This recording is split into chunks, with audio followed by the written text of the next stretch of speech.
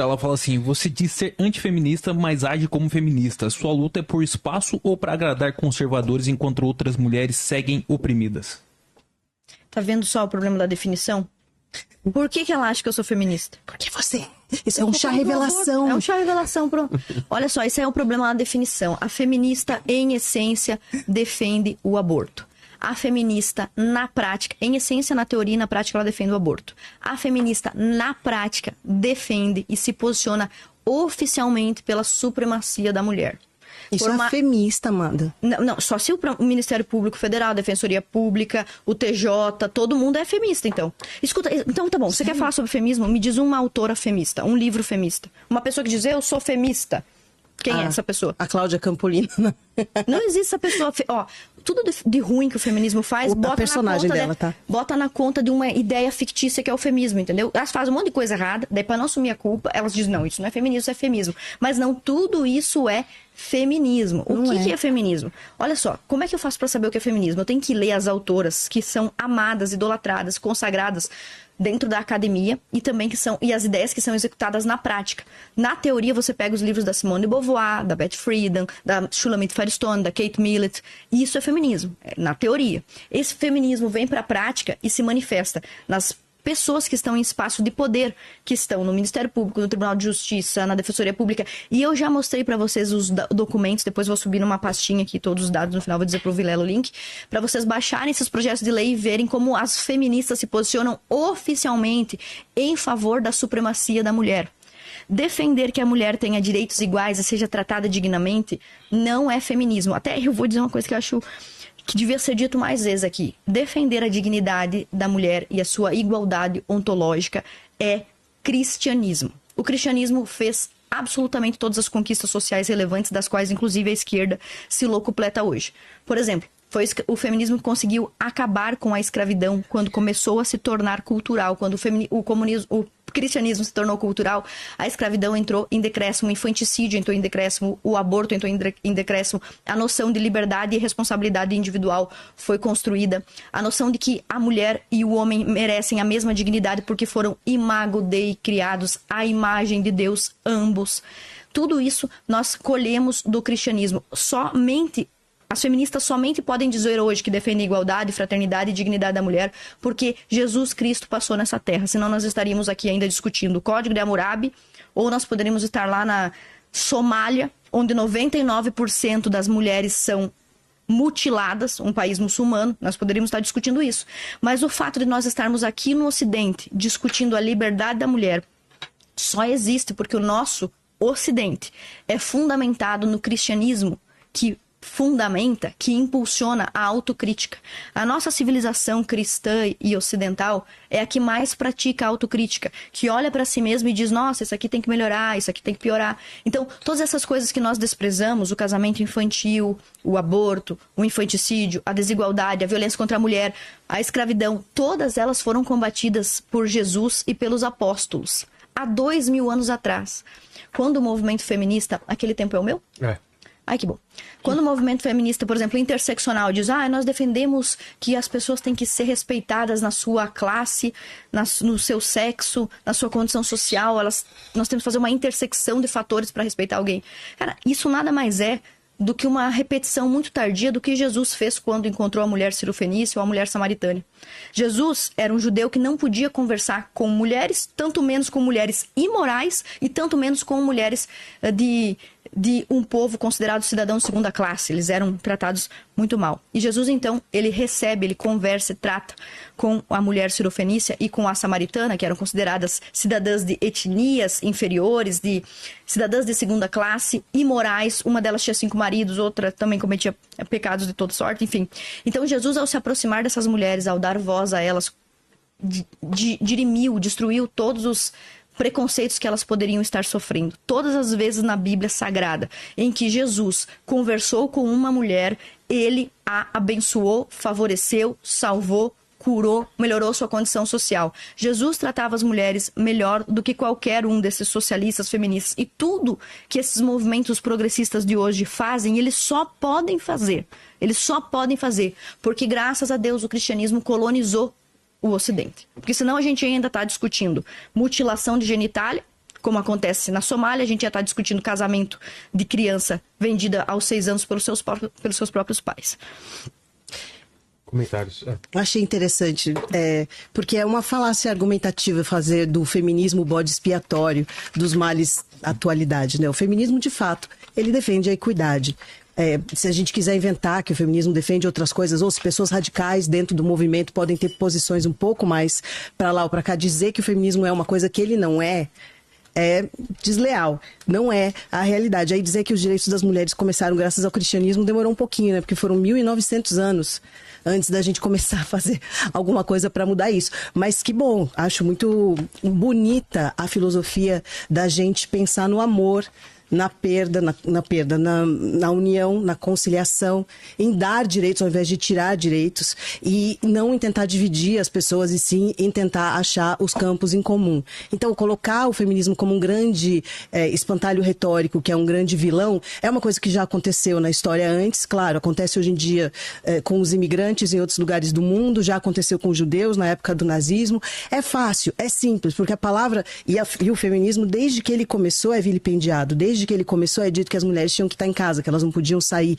que aquele não era o lugar delas, elas sofriam essas violências, e essa foi uma luta de influência para que a gente pudesse estar aqui hoje. Eu fico feliz que tanto eu quanto vocês estamos aqui, e que nós todas temos o direito ao voto, o direito de circular, o direito de agir como a gente quiser, e o direito também de escolher se a gente tem uma religião ou não. Que bom que a gente está numa democracia. O Kratos. Terceira e última pergunta para a Raquel, do Chats. Vamos lá, a Ana G, ela fala assim: Raquel, se uma mulher abortar um bebê de estupro, isso vai isentar ela desse trauma ou vai trazer mais trauma, se resolver um problema com outro? Essa é uma ótima pergunta. Eu acho muito difícil a gente falar de fora. O trauma vai existir. Da experiência de uma pessoa que passou pelo momento mais desumanizante possível. Ela perdeu a sua dignidade. Ela foi transformada literalmente numa coisa. Já entrevistei pessoas aqui, mulheres que foram estupradas. É devastador. Eu acho que, antes de tudo, como eu falei antes, é muito difícil a gente julgar a escolha de uma mulher. Primeiro, considerando que isso já é um direito conquistado, porque em 1940 se entendeu que a dignidade do direito da escolha da mulher que sofre tal ofensa seria lícita, seria boa e seria justa. Então, conseguir colocar em palavras qual é o menor trauma, se dá para esperar mais um pouquinho ou não, eu não acho que cabe a quem não passou pela experiência. Eu acho que é um trauma, sim. Eu, de novo, não estou aqui defendendo, porque as pessoas têm essa ideia, né, das feministas, querem colocar esse espantalho, colar isso nelas, né, que elas querem e que elas são contra crianças. Pelo contrário, o feminismo está lutando para que a gente tenha paternidade responsável, para que a gente possa falar sobre a maternidade solo, sobre a sobrecarga da mãe, para que a gente acolha as mulheres também, para que a gente tenha mais famílias felizes e juntas. A gente não quer estimular os homens a se afastarem. Na verdade, eu acho que é o contrário. A gente quer que as pessoas estejam juntas e cuidando umas das outras. O feminismo só quer a equidade. Quanto ao trauma, o trauma já ocorreu. Você não vai conseguir impedir esse trauma específico. Mas você consegue imaginar passar por esse trauma e depois você passar quase um ano da sua vida vivendo com ele todo dia, em algum momento sentindo isso que para você, como eu disse, a Ana comentou, é verdade. Para você não é uma pessoa, você não consegue pensar que você está conectada ao que aconteceu de pior na sua vida para sempre, através dessa gestação. Imagina, você vai sentir aquilo crescer, ou se mexer, ou se tornar uma pessoa de fato, e o conflito de dentro que você vai sentir. Como você vai se sentir em relação a isso? Porque se você levar essa criança, deixar essa criança ser adotada, por exemplo, você vai sempre estar pensando. E se 20 anos depois você cruzar com essa pessoa na rua, que você deu para doação, da qual você foi vítima de estupro, eu não sei, eu não posso dizer qual é o resultado que isso poderia ser de trauma ou de acolhimento, porque o que a Ana está mostrando aqui também pode acontecer. Se a mulher escolhe, se ela tem o direito, eu estou aqui advogando pelo direito da mulher escolher. Se ela escolher tomar essa decisão de carregar essa gestação e, após isso, criar esse bebê que nascer decorrente de um estupro, isso é uma escolha dela. E, é claro, o amor é sempre lindo, ele pode, de alguma maneira, ajudar a suavizar um trauma decorrente de um estupro. Agora, eu não acho que é um trauma que nunca passa. Eu não acho que é uma coisa que acaba. E, infelizmente, é uma das coisas mais recorrentes que acontecem com mulheres e meninas, não só no Brasil, mas no mundo. Então, nós todas devíamos estar lutando contra a violência contra crianças e mulheres para que esse tipo de coisa não acontecesse. E parece que a gente presta muito mais atenção no resultado da violência do que como preveni-la. Realmente eu não consigo imaginar o que uma pessoa que foi estuprada passa. É um negócio absurdo mesmo. É realmente inimaginável. Mas veja, tem um motivo pelo qual as feministas são contra. Onde foi apresentado esse projeto de lei, elas se posicionaram contra.